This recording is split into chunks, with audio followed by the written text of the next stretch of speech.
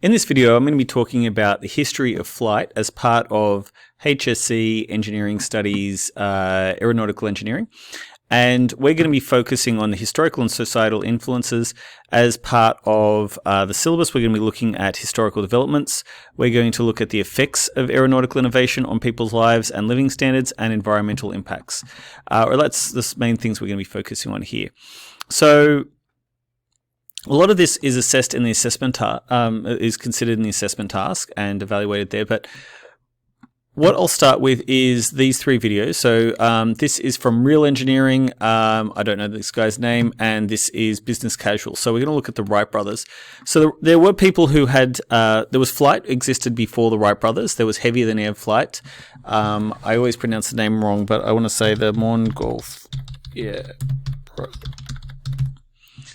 So, Montgolfier brothers, they were the people who pioneered the hot air balloon.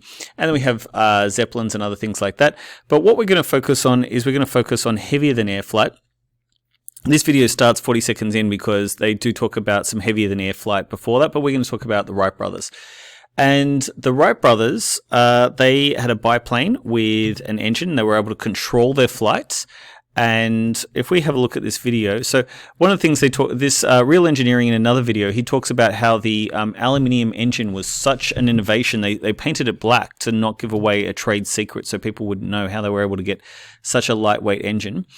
By going faster, they were able to generate more lift, and that they then needed to control flight. So we should be familiar with, or we'll maybe go through in later point in greater detail. I cover this in Year 9, so a lot of my students are familiar with roll, pitch, and yaw.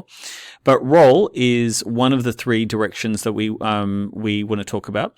And roll was controlled, the Wright brothers controlled yaw by wing warping, where they just directly pulled on the wings. These days it's controlled by ailerons. Pitch was controlled by elevators, and on the horizontal stabilizer or the tail, and that would increase or decrease the lift. And yaw was controlled by a rudder, which was controlled in a similar manner, just by cables. So this guy has quite a few very good videos on flight. So if we move on, what is this channel? Science Museum is the name of the channel, and they and as I could click on that one, I haven't seen that one before. He's going to talk about some other quick flights. So he talks about John Alcock, Arthur Brown in 1919. They were the first people to fly across the Atlantic. They landed in a bog, and that didn't end well. And this is one of the points where, if anyone watches a teacher, I can't remember his name, Mr. Wise, I can't remember his first name, but Mr. Wise has some extensive videos. He's got like hundreds of thousands of views talking about the history of aviation. It's probably worth checking out. It goes over like something like 2 hours. And he talks about seaplanes. And so seaplanes had the advantage that they could land in many places before aerodomes existed. There's I can't remember her name, but this person, she flew in a gypsy to Australia, so it was an enormous distance. But yeah, the Mapmen, I can't remember, Jay Foreman, I think is the name. He talks a lot about the history of London's airport, Heathrow being, I think, the busiest airport in the world. Mascot is one of the world's first airports, Mascot Airport in Sydney. The first one being in Germany, and it was a military aircraft, whereas the oldest civilian airport in the world is Australia. And part of that is because Australia is a relatively developed country that is a long way away from the rest of Europe. So I think that was why Australia was an early adopter on a lot of technologies. So they're now showing Spitfires. Spitfires and Hurricanes were the planes that fought the Battle of Britain. Well, they're the ones that we think of the iconic planes of the Battle of Britain. And Frank Whittle came up with the turbojet engine. So that went into the Gloucester media. In the book, we'll see that the Hinker 178 was first, but I don't think it ever saw combat, whereas the Gloucester media did. So the Gloucester media is the one that I put up on the wall of my classroom.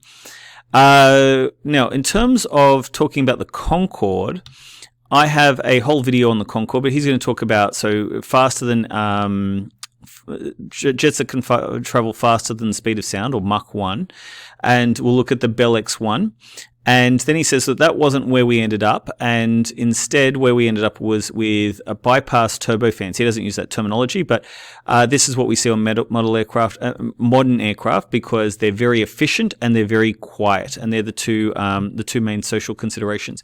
He then says, what does the future hold? So that would be enough of that guy. So then we have the third video on our list, which is business casual. And business casual, he talks about, so Boeing was a company just developed by some guy who had a bit too much time on his hands, and he had some money to spend, so he started a plane company. He did lead to some actual innovations by angling the window 2 degrees on the Model C. It improved, it outperformed its competitors by a large margin. I love this guy's accent, and I think he has really good videos. Not all of them are worthwhile for us, but what we're going to look at, I've actually got timestamps. So Boeing did really well. Here we go. I've got Jay Foreman is the guy who has videos on London's airports. A really interesting video, and it does actually have relevance to this subject. Anyway, but so Boeing made money from mail. That was their main source of revenue. Eventually, more and more passengers wanted to use the service, along with military spending. This video has a lot to do with military spending, but I don't want to go into that in great detail. I'm going to try to focus on I'm not going to talk about, say, the B-17 or the B-52, which are both really important aircraft, but we're just going to try and focus on the commercial aircraft here. So we have the DC-3, which is a Douglas competitor to Boeing. They built the DC-3, which was both larger and faster than Boeing. And so Boeing was under pressure to catch up. They'd lost their market share at that point in time. And they caught up with the 707, which was launched, I don't know if it has the year. It was a big gamble, but the gamble paid off. They understood that there was a demand for larger aircraft. I think I've missed something where he talks about aircraft the first pressurized aircraft. And the first pressurized aircraft were able to fly higher, and I can't find it. That's frustrating. I do this prep before I start recording. Anyway, so the 707 still flies today in places like Iran, but the 737 is the most popular plane in the world. It's the biggest selling plane in the world, and then that was followed by the 747. So let's see what else we've got. I think I've got links. Here we go. So the 747 was a huge risk, so that when it was being developed, as it was nearing its completion, engineers were in some cases owed several pay packs and were working 70 hours a week. In the long run, it went on to be a successful gamble. It was the largest. It was the largest plane for 30 years, the largest commercial jet for 30 years. But unfortunately, in the oil crisis from 1973, the principal component of jet fuel, which I think is kerosene, it quadrupled in price. So that reduced the interest in flying, not just for Boeing, but for all companies. And that was very bad for Boeing. So this is an example of impacts going both ways. So economic impacts affecting flight.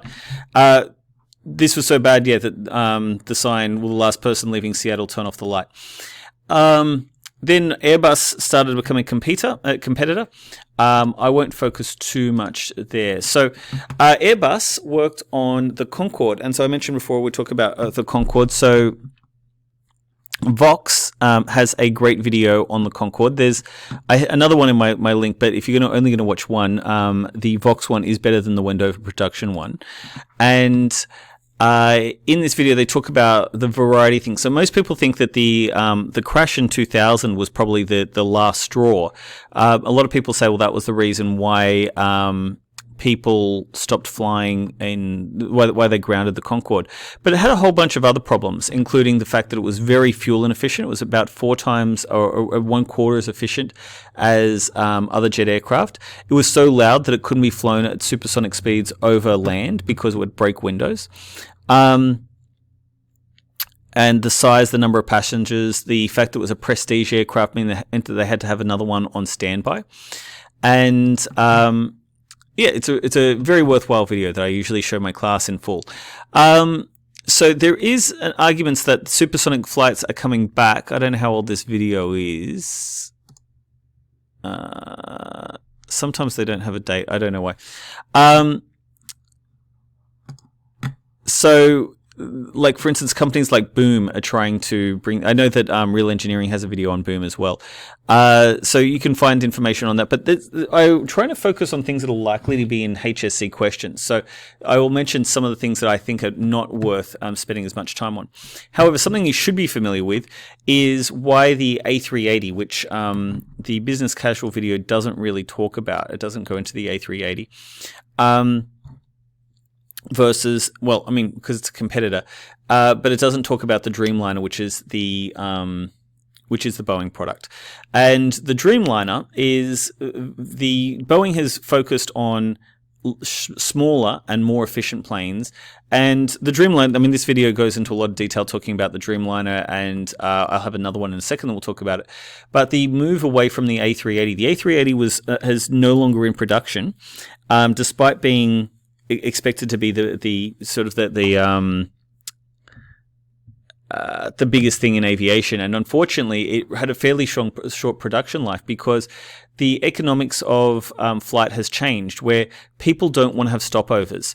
So I was talking to my wife recently about going to Mexico, and I said I'd love to just be able to fly direct to Mexico City, one of the biggest cities in the world. Unfortunately, you have to stop over. You can't fly from Sydney to Mexico City. And I really want to avoid stopovers.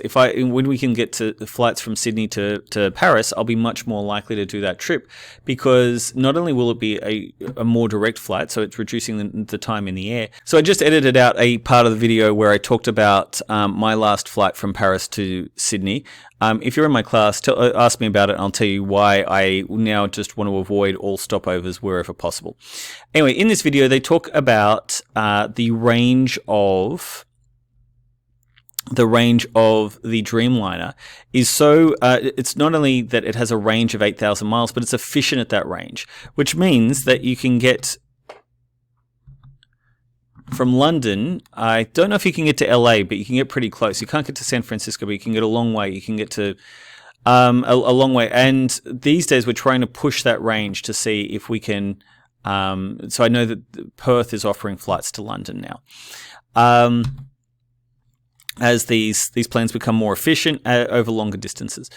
Okay, so yeah, avoiding the hub model, where people don't have to change in, say, Dubai or in the US. A lot of people used to stop at Atlanta. Atlanta was a big hub, so you wouldn't fly directly to, say, New Orleans. You'd fly to Atlanta, New York to Atlanta, and then Atlanta to New Orleans. Okay, so we'll move on to the next one. So I have some other videos, and this is where I'm going to say that this is stuff that's very, very unlikely to be in the HSC. So where you should be able to understand, you should be able to answer a short question on why were larger planes like the A380, why have they lost favor? Why are they losing market share compared to smaller planes that are produced in the same time period, like the 787, the Dreamliner? Stealth, you don't really need to know that much about stealth. You might be able to answer things like reflective paint or venting above rather than below, so that way it reduces the heat signature. But really, I can't recall any questions on stealth, and I think that's something that, by all means, if you're interested in, there's great resources. So here we have another Real Engineering video on stealth, and in a lot of these videos, they will have interesting details that you can that might improve your understanding of other concepts, which is why I'm referencing them here. I don't know if these ones do, but the same way with World War I planes, I'm not really that interested in going into great detail, but I'm just pointing out that these resources exist. But yeah, so the future of airlines, so the Aurora D8 it talks about jet engines, and it gives you maybe another explanation rather than relying on me to talk about current jet engines and then talking about future innovations. And future innovations are one of those things where if we got an 8-mark question, it's very, very unlikely you get an 8-mark question, but you could get a 6-mark question on describe innovations in aviation. You want to be able to have something you can talk about. So the Aurora DA is an example of something that you can talk about. It's just, I'm going to give you some specific things that we can consider. If we look at, I think this actually might be boom. I don't remember what this one actually refers to. Without subtitles. But what it's interesting because it talks about the free body diagram, which is something we talk about in the subject. So I thought that was worthwhile. I think that is about boom and their future of flight. Okay, so Spitfires, same thing. I think that an example of something you might want to talk about with Spitfire is you might want to talk about why the Spitfire, or if they had a picture and said compare this World War II fighter plane to this World War, it's not a World War II fighter plane, but as an example, if they said compare these two jets, if they said compared it to, say, the Gloucester Meteor, I'm not going to look for a picture of the Gloucester. Oh, I say this. They're listening to me. Okay, so if you compare the Spitfire to the Gloucester Meteor, well, the thing you can say is that the Spitfire had a propeller and the Gloucester Meteor had a turbojet. And you should be able to talk about, well, what's the advantage? And so with my class that I just taught, I just spoke to them about, well, obviously the jet engine went faster, and by going faster, you don't want to say by going faster it could get you to your destination further. We're talking, you should be aware of the fact that they're talking about military aircraft, so you'd say, well, by being faster, the Gloucester Meteor had air supremacy. It's more likely to return. It's more likely to win any encounter with the enemy. They tend not to focus too much on questions to do with the military, so I try not to focus too much on that. But I'm just trying to give an example of the sort of questions you might get if you're there's a lot of content here, and I try to focus on, especially as we get towards the end of the year and students get increasingly stressed, I want to try and focus on the things that are more likely to be tested. Okay, so this is the Bell X-1. The Bell X-1 was the first plane to go faster than the speed of sound. It was flown by Chuck Yeager, and it was a rocket rather than having a jet engine, which my students who I've taught in Year 9 will know the difference between a rocket and a plane is that a rocket carries its own fuel. So I believe that one of the design considerations is they were concerned about how combustion would operate at faster than speed of sound. Its design is based on a bullet. And following up he talks about that there. Following the Bell X-1 was the Bell X-5, and the Bell X-5 had swept wing. And the advantage of having a swept wing is that a swept wing means that you can travel at a faster speed. This video goes on in excruciating detail to explain that well beyond the level of understanding that is expected for the HSC. By all means, watch it if that's something you're interested in, but we could just say that by having a swept wing, it means that the plane is going to have reduced drag. It's going to not induce the shock waves. And shockwaves is actually an extended answer. That's a really good answer. But by having the wings swept back, it's going to reduce the drag and increase speed. The question then is, why do some planes have wings that can move? So, for instance, the Concorde has a fixed delta wing, but some planes like the F111 or the F-14 Tomcat, for instance, they can. I'm pretty sure. I think that's one in Top Gun. They can move their wings. The reason I'll give you the answer now is to say that by having the wings out, it's going to be stable at low temperatures, low speeds at takeoff, at landing, and then it can be swept back when you want to have when you want to go at faster speeds. So then we have this video on why are the Dreamliners windows so big. Now, it's a good question, but ultimately this is an opportunity to talk about the carbon fiber that is in the Dreamliner. It compares the Dreamliner to other planes, and it's a good introduction to Dreamliner. It just uses the window as a specific example. Now, this is the sort of question which, odd as it is, you could possibly see. So the idea is that the windows are interesting, and for starters, the shape of the window has been chosen because I want to say the comet that we talked about a second ago, they talk about in a second. Anyway, so these windows, they not only are they larger so that it improves passenger comfort, passengers can see out the window. Yeah, it was the de Havilland Comet. The de Havilland Comet and I think other planes as well, they exploded because they had rectangular windows, which meant that there was a pressure buildup in the corners, and those stresses caused the plane to fail. He then goes on in this video to talk in more detail about how that's not the entire story, that there is still stresses that are built up at focal points as a result of this round shape, and that you wouldn't be able to achieve this without going to composite fibers. So by using, in this case, carbon fiber reinforced polymers, you probably wouldn't be able to achieve windows of this size because they have much better fatigue resistance, is what he goes on to say. So he talks about as the cabin rises and falls when it lands and takes off, when it lands and then reaches its maximum altitude, the pressure inside the cabin causes the fuselage to expand and contract, and that puts repeated loads around these openings. And carbon fiber is something that can actually withstand carbon fiber, and he goes on to say that it's beyond his understanding, and I think he said he'd done an undergraduate thesis on the topic. It's still something that he didn't want to talk about in a video, and he's a lot smarter than me, so I'm not going to try to go into it. But he talks about cracks in a little bit of detail, and he then talks about the manufacturing process of carbon fiber. But ultimately, he goes on to say that carbon fiber has much higher fatigue resistance than aluminium alloys do. So that's a bit of that answer there. So I think that's a really good video and something that's worth watching. I have this picture here just showing that the windows have another feature, which is that they don't have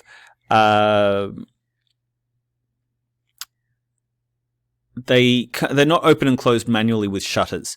Instead, they have I think it's LCDs that can tint the window from anything from full vision to being fully closed and medium levels of tint, so that way on bright days the glare isn't blinding, that you can actually see out by filtering some of the light.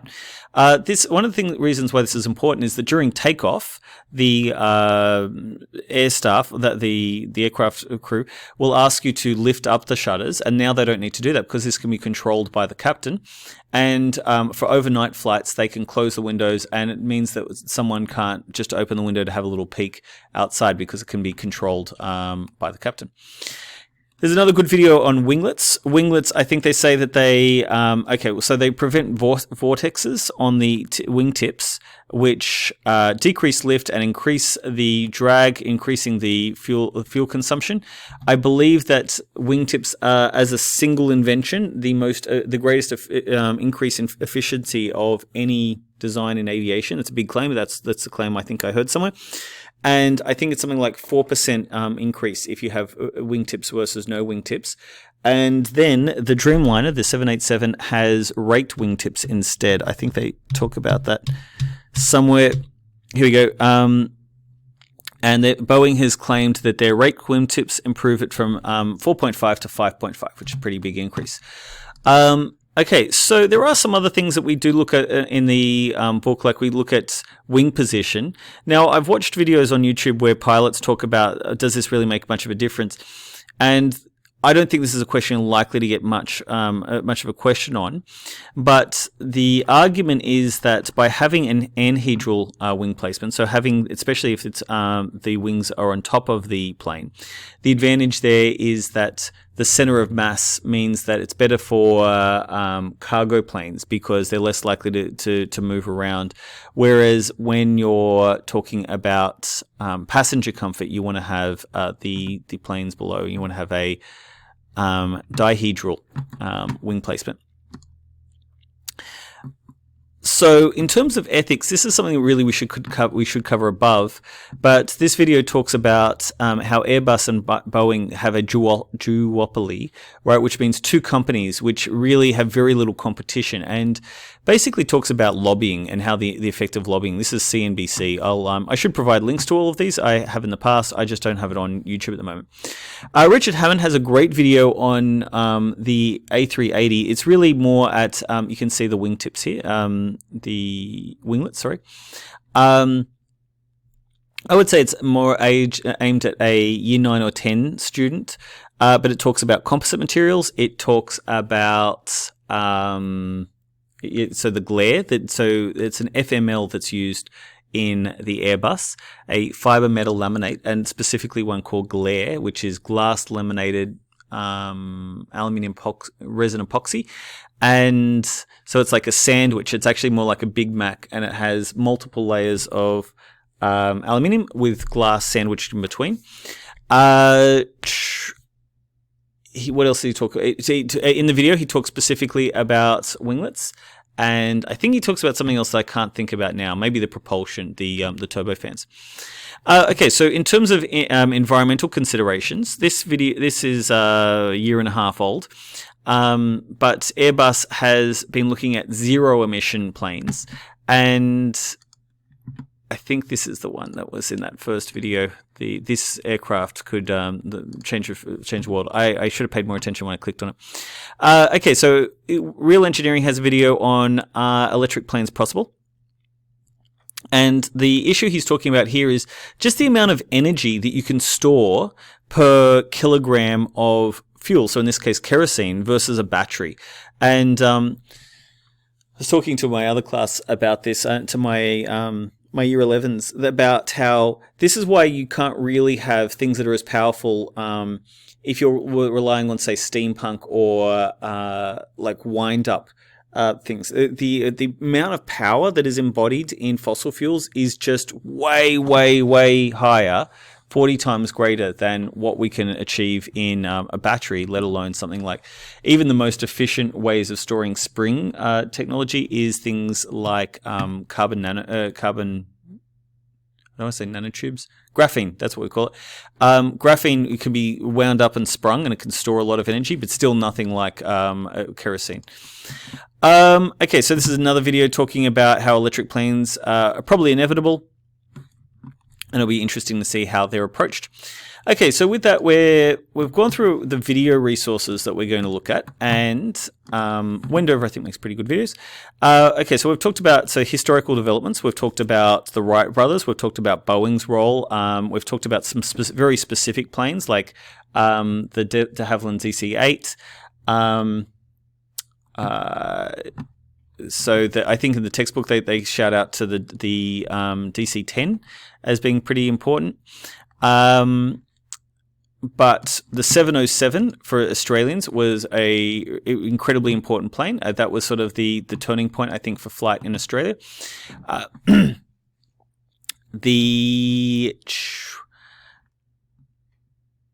And so if we're talking about, we talked about the, I can't remember who it was who flew the Gypsy to Australia, so the first flight to Australia. We talked about Mascot Airport being one of the, if not the oldest airport, certainly I think it's the oldest commercial airport in the world. So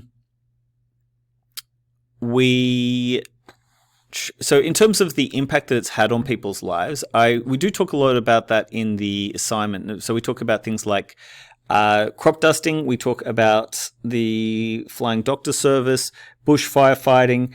I also later on will talk about drones, where we talk about things like seed drones. So drones that can shoot out seeds to grow forests. Okay, safety issues. We talked about things like the testing of the windows. I do have, I don't have it open, but I did have a Vox video on black box flight recorders. There we go. That's quite good. I think it's worth checking out. There's a couple, I think ABC has one on black boxes as well. And I'll save that to watch later. Okay, so what we're going to do now is we're going to look at just quickly look here, and okay, so and we've talked about the environmental implications of flight. A lot of people in the assessment task, they talked about CO2 emissions for planes. All right, maybe we'll go with aircraft. So it was about 2%, whereas I think it's jumped to like 3.5%. And in Europe, it's seen something like a 30% increase in 10 years.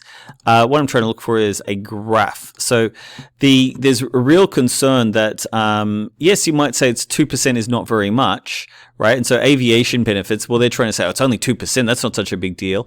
But it's substantially more per passenger than road. I think it's 4 times worse than road. And I think it's 11 times per passenger than travel by train. So that's why Greta Thunberg, when she went to the UN, she sailed and then she took a train everywhere else once she was in the US. But without looking specifically at this, I can't quite see when what timeline it's on, but we're going to say that it's massive increases in carbon dioxide emissions are projected. So if things don't change, if the number of people in the world who want to travel by plane continue to increase, and if planes don't become substantially more fuel efficient, and we could be really getting to the limits of what we can achieve with fuel efficiency, then I think this is the one a lot of students used in their assessment task. Yeah, so 2.5%, and it's dropped with the pandemic. But if flight continues to increase at the rate that it's expected, it could be a really significant proportion of CO2 emissions. So let's have a look at the textbook now. So we'll see what Copeland has to say about things. So he's talked about early flight. Yeah, Wright Brothers, that's all you need to know. You should know 1903. It's worth learning. It's pretty easy. But if you just said the start of the 20th century, I'm okay with that. That is sufficient information. We've talked about some, pretty significant in the Spitfire, the Battle of Britain. The Enola Gay was the plane that dropped the nuclear weapons on Hiroshima. I don't remember what kind of plane that was. Okay, a B-29.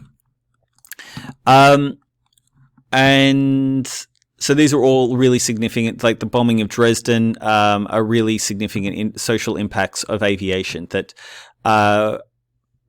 aviation has both driven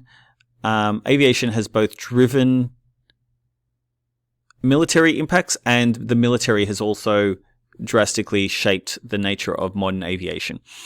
Let's go back to the textbook. So then we have the German Hinker, we have the Gloucester Meteor, which I've already mentioned. They have V1 bombs. So the V2 rockets were developed by, I want to say, von Braun. What was his name? Victor von Braun, I think. And Victor von Braun then went on to build the Saturn V rocket that took the Apollo missions to the moon. And he has a memoir or a life story is, I aim for the stars, but people like to add, but sometimes I hit London because, he was a Nazi. Okay, so I won't focus too much more on military technology because it's unlikely to be in tests. They just don't like, I think they don't like to touch that one. If you were interested in military technology, the conflict in Russia is the first time we're really seeing an advanced nation deploying drones, and anti-drone technology is a really considerable part of that conflict. The Russia has air superiority. They basically, in the first days of the war, destroyed all of Ukraine's air capacity, but now with that they have access to surface-to-air missiles, they're able to neutralize that air superiority. Okay, so if we move on, we have an example of a jet with a swept wing. We have the MiG-15. We saw the Bell X-5 being an example of a plane with swept wing. We talked about having swept wings reduces drag. It allows us to have us increase speed. The risk of having a fixed swept wing is that as you come to land,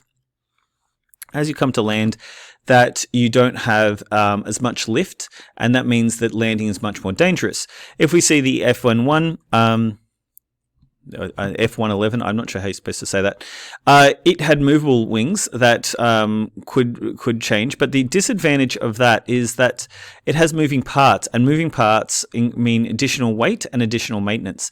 The Swedish, they developed the Saab here, the Saab Viggen, I'm going to call it. They have canards, and canards are this area that I've selected here. Canard means duck in French.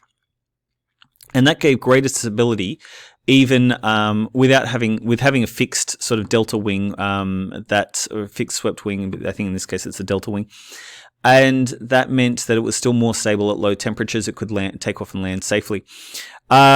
A student just in my class before, he said that maybe he thought that was to do with the center of gravity. I haven't had a chance to look that up, but I'll take that on board.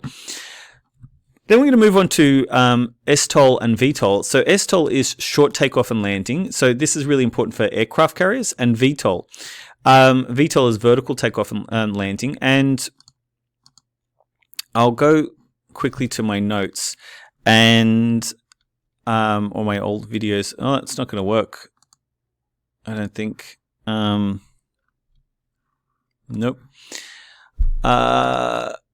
I'm going to cycle really quickly. No, that's the wrong way.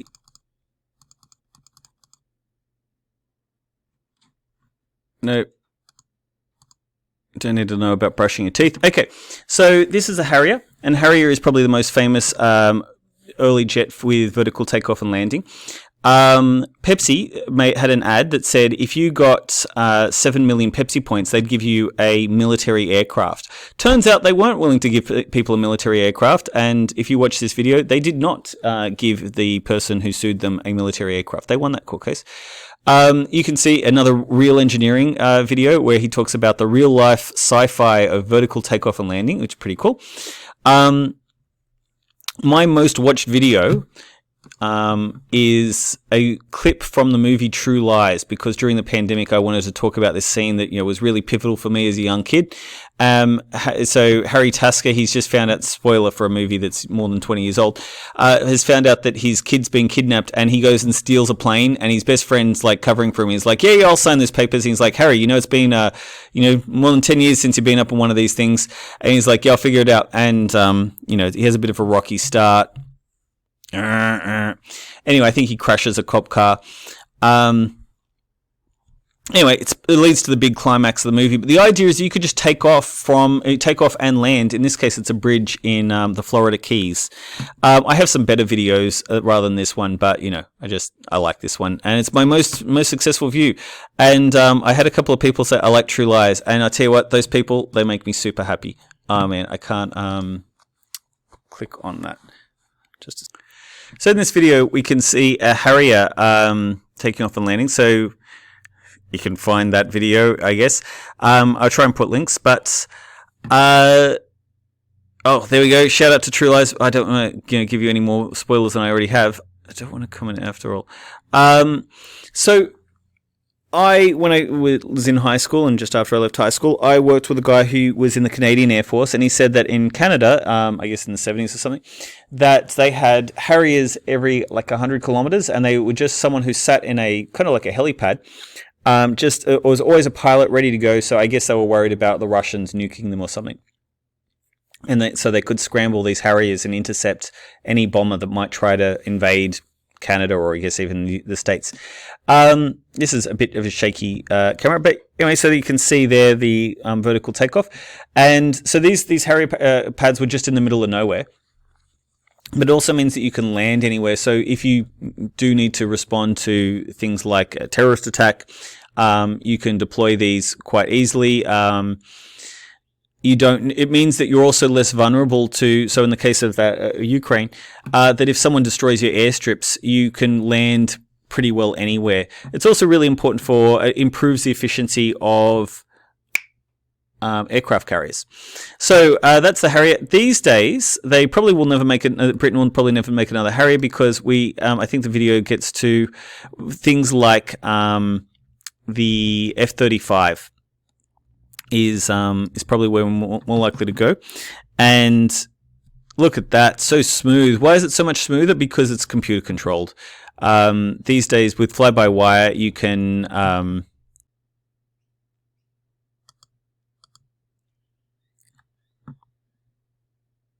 done. Okay, so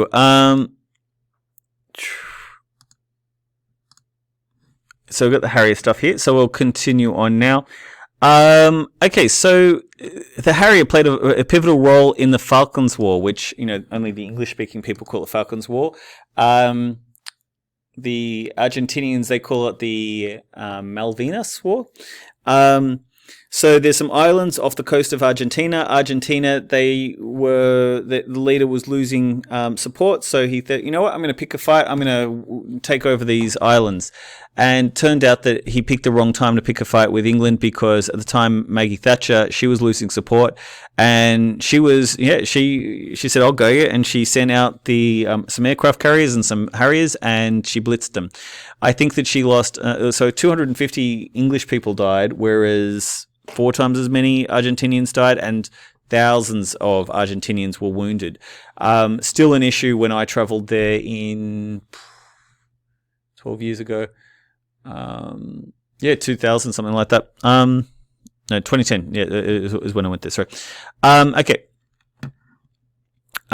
So they talk about new technologies. So we're talking about the F-35. Commercial jets. What are we interested in? The Comet. So we saw the de Havilland Comet earlier. We saw that it had an issue with its windows. Then we have the 707 being a turning point for Australian aviation. I will let you read the textbook for details on this, and then we've already talked about the 747. I think I had 3 weeks when I was at uni. I had a subject specifically about design, and we used the 747 as a case study. I think we had 3 lessons on it. I think it was like in the test. Okay, we've talked about the Concorde and the failure of the Concorde and the possibility of future planes. He has a shout out to the DC-10, not the DC-8, but. We've mentioned anhedral wings and high-mounted wings. It's not something that you're likely to ever get a question on. You wouldn't worry about that. The A380 we've talked about. We've talked about the material innovations. We've talked about the effect of things like winglets on improving efficiency and so reducing cost, reducing carbon dioxide emissions. And then we have the 787 Dreamliner, where we talked about, so that's mostly carbon fiber, or it's substantially carbon fiber. And we've talked about how that allows for larger windows as one example, but also its massive range. The fact that it can go, almost from London to LA. And that because of it does, even though it's not as large as the A380, these days more people want direct flights rather than traveling in a big plane. Okay, so the effects on people's lives, obviously tourism and being so. It also allows mobility, so it means that people. Like Disco, he went and worked in Dubai. He probably wouldn't have done that if he wasn't able to easily travel away from Dubai, if he wasn't able to travel to visit family, if he wasn't able to travel to Europe and go on holidays. So we have things like, well, obviously military implications, which are both good and bad. But, if you don't have a military, it does put you in a very vulnerable position. It means that bad actors, can take advantage of your passivity. We have things like the flying doctors. We can talk about fighting bushfires. We can gather images. So that could be for a variety of services. We have tourism, and tourism is a huge impact. When I'm reading assessment tasks, I will comment and say, please don't use terms like huge because it's not academic writing. I'm recording a video. I'm doing this without a script, so I will say I think that tourism is the 3rd biggest industry in Australia. That includes, I believe, educational tourism, but still, those educational tourists that were getting here by plane, so people who are coming here from, say, China or India or wherever, those people, them not being able to fly home was a big reason why our education numbers massively dropped. Well, again, don't say massively, but dropped by a significant amount during the pandemic. I don't like the word significant either. Really, find a number. I love numbers. Write notes of numbers. Go look it up. So we have some, just to finish off, we have some negative impacts. We have pollution. So we've talked about carbon dioxide emissions. I also read in a report that I just looked at this week that talked about, they said 10,000 people worldwide die. Their deaths can be attributed to pollution because of gases that emitted, not just carbon dioxide, but uncombusted fuel, for instance, having a negative effect. Things like insect spraying, a lot of students talked about this. Now, obviously, we wouldn't crop dust if there wasn't an advantage for the amount of crops that we produce. Now, these days, with things like genetic modification, we don't need to spray insecticide because we can breed it in much smaller doses within the plant. And so the negative impacts of war, so the bombing of Dresden, the bombing of Hiroshima and Nagasaki, are very significant moments. They're key moments in World War II. And World War II, the Battle of Britain, arguably was decided by aerial warfare. And these days, aerial warfare is still the dominant military aspect of military of the military forces. As I mentioned, the Ukraine today. I think that that's going to cover us today. Watch my video on True Lies and, tell me how much you like that movie. And hopefully in the next video, I'll talk about aircraft terminology. So how we control flight.